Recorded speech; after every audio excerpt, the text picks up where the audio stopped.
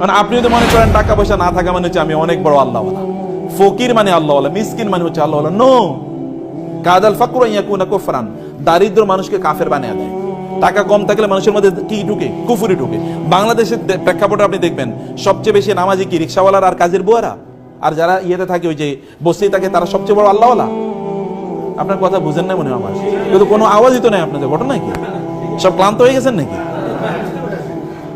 তো সবচেয়ে বড় আল্লাহওয়ালা কি এরা? আপনি তাদেরকে মসজিদে কোথাও খুঁজে পাবেন?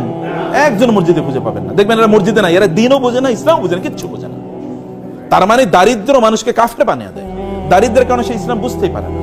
দারিদ্র থাকলে মানুষ আল্লাহর ইবাদত করতে পারে না। সে কারণে দারিদ্রের সাথে ফাইট করতে হবে আপনাকে। আলী রাদিয়াল্লাহু বলেছেন, দারিদ্র যদি কোনো মানুষের নাম হইতো তাহলে ওই লোকের আমি জবাই করে ফেলতাম। দারিদ্র যদি কোনো মানুষের নাম, তো পভার্টি যদি কোনো মানুষের নাম, তাহলে আমি ওর হত্যা করে ফেলতাম, যে ওর বাঁচে থাকা উচিত না, কারণ ও থাকলেই মানুষ কষ্ট পাবে। অথবা এই কারণে আমি তাকে হত্যা করে ফেলতাম।